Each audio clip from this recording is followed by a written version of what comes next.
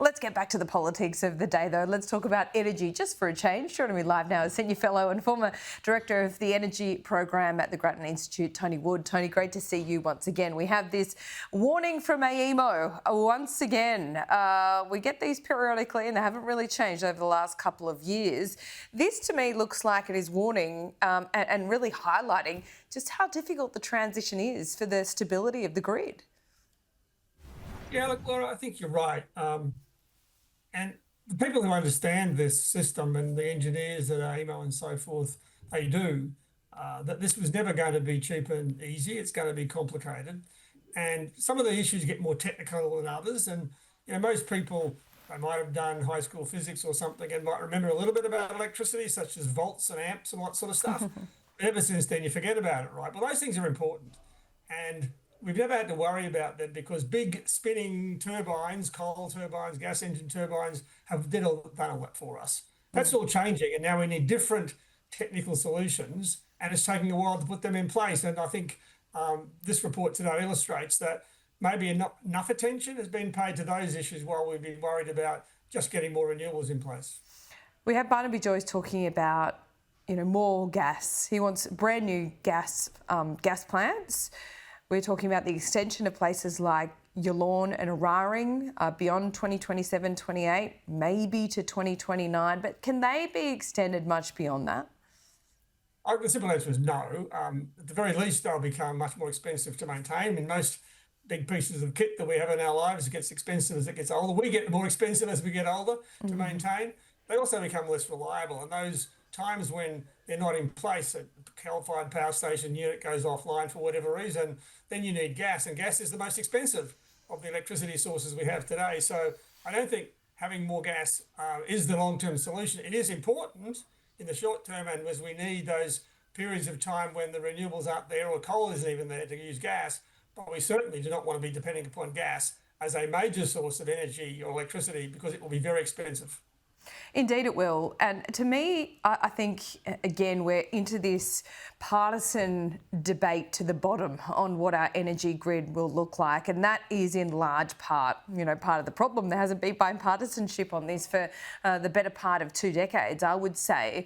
But with the explosion of AI, it has really brought this to the fore for me, and I think should for many other people. We don't just need low emission energy. We need as much energy as we can get at the moment, and that's not the focus. It is becoming so, and I think it isn't just AI is one thing, and big data centres that sometimes go beyond AI is part of that.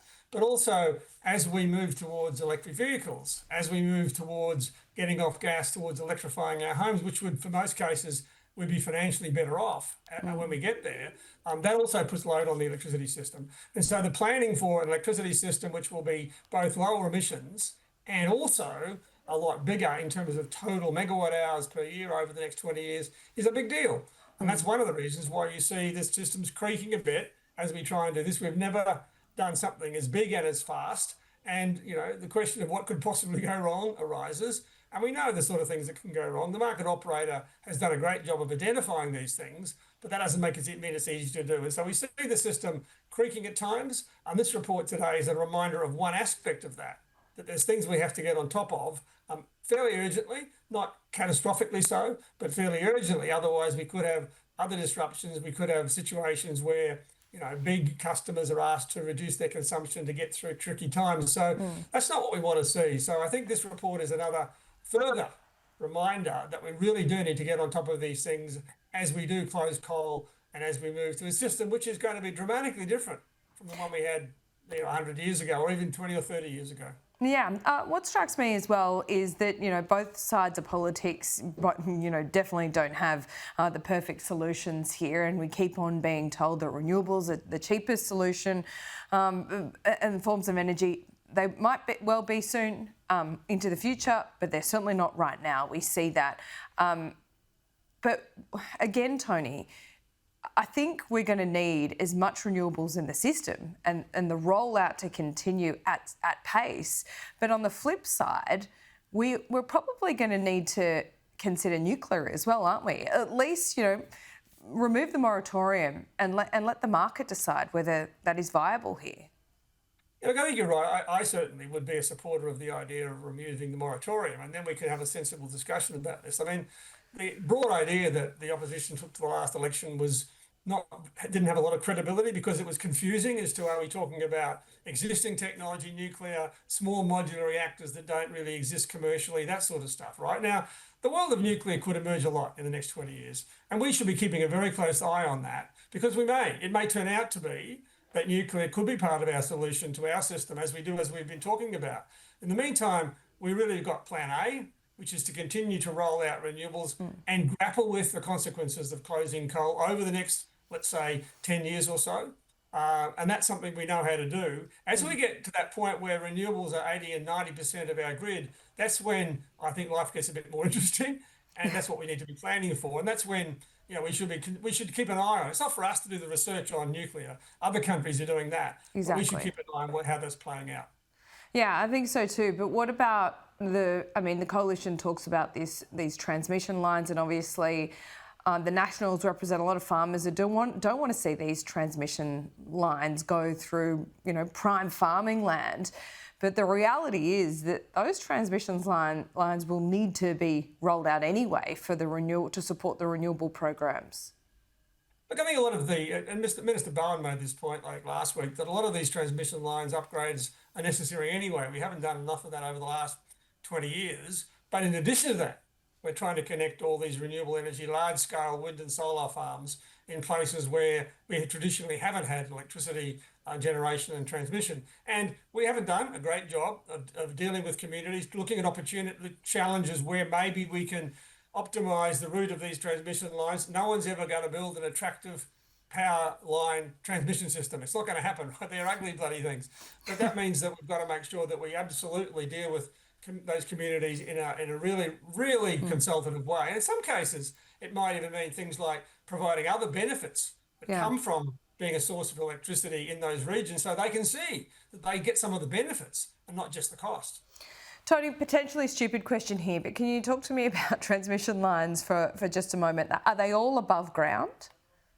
No, there are circumstances when transmission lines do get put underground. For example, when we had some lines go down in some fairly densely forested areas of Victoria a couple of years ago, the size of the easement you'd have to build to stop these big mountain ash trees falling on those lines was so big, it was actually more cost effective to put them underground.